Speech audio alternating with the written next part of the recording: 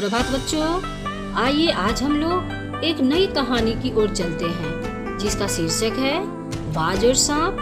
कहानी शुरू करने से पहले निर्मल वर्मा जी के बारे में कुछ जानेंगे। हिंदी कहानी में आधुनिकता का बोध लाने वाले कहानीकारों और पत्रकारों में निर्मल वर्मा जी का नाम अग्रगण्य है। निर्मल वर्मा जी का जन्म 3 अप्रैल 1929 को शिमला हिमाचल प्रदेश में हुआ था। इनके द्वारा रचित कहानियाँ अपने आप में अद्भुत है। परिंदे कहानी इनकी कीर्ति का आधार स्तंभ है। इन्होंने कम लिखकर भी साहित्य जगत में बड़ा नाम कमाया है। इनकी तुलना अज्ञेय से की जाती है। उन्होंने कहानी की प्रचलित कला में तो संशोधन किया ही, प्रत्यक्ष यथार्थ को भेद कर उसके भीतर पहुंचने का भी प्रयत्न किया है। हिंदी के महान साहित्यकारों में से अज्ञेय और निर्मल वर्मा जैसे कुछ ही साहित्यकार ऐसे रहे हैं जिन्होंने अपने प्रत्यक्ष अनुभवों के आधार पर भारतीय और पश्चिम की संस्कृतियों के अंतर्द्वंद पर गहनता एवं व्यापकता से विचार किया है। बाज और सांप निर्मल वर्मा जी द्वारा लिखित एक श्रेष्ठ कहानी है।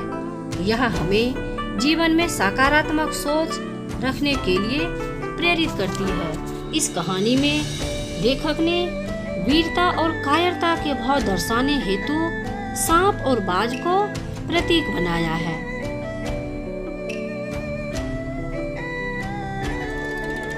इस पाठ में 2 प्राणियों के जीवन एवं उनके जीने और सोचने के ढंग का वर्णन है। पहला प्राणी बाज जो साहस का प्रतीक है, अपनी जान की परवाह किए बिना आसमान की ऊंचाइयां नापता है। वह स्वतंत्रता को अपनी जान से भी बढ़कर चाहता है। दूसरा प्राणी सांप अपनी नम एवं अंधेरी खोखल तक ही सीमित रहता है। बाज का साहस उस कायर प्राणी में भी साहस भर देता है, जोश जगा देता है।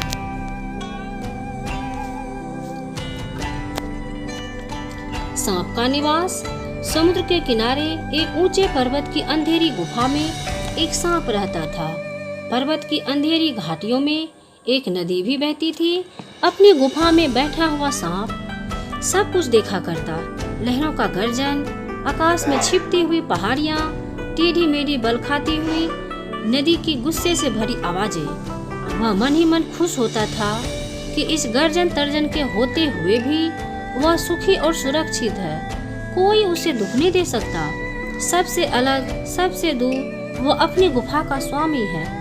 ना किसी से लेना, ना किसी से देना। दुनिया की भाग दौड़, छीना झपटी से वह कोसों दूर है। सांप के लिए यही सबसे बड़ा सुख था।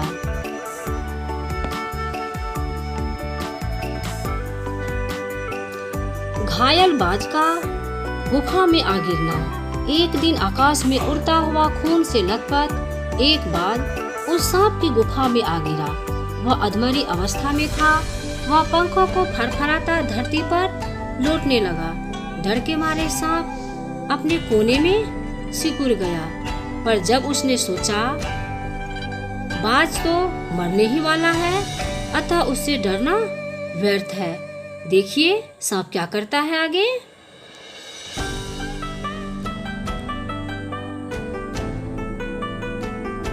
यह सोचकर उसकी हिम्मत बंधी और वह रेंगता हुआ घायल पक्षी के पास जा पहुंचा। उसने मन में खुश होते हुए बाज से पूछा, क्यों भाई, इतनी जल्दी मरने की तैयारी कर ली? बाज ने एक लंबी आह भरी, ऐसा ही दिखता है कि आखिरी घड़ी आ पहुंची है, लेकिन मुझे कोई शिकायत नहीं है। मेरी जिंदगी भी खूब रही भाई, जी भरकर उसे भोगा है। जब तक शरीर में ताकत रही, कोई सुख ऐसा नहीं बचा जिसे ना भोगा हो। दूर दूर तक उड़ानें भरी हैं, आकाश की असीम ऊंचाइयों को अपने पंखों से ना पाया हूँ। तुम्हारा बड़ा दुर्भाग्य है कि तुम जिंदगी भर आकाश में उड़ने का आनंद कभी नहीं उठा पाओगी। सांप की सोच। सांप बोला, आकाश? आकाश को लेकर क्या मैं चाटूंगा? आकाश में आखिर रखा क्या है? क्या मैं तुम्हारे आकाश में रेंग सकता हूँ? ना भाई, तुम्हारा आकाश तुम्हें ही मुबारक।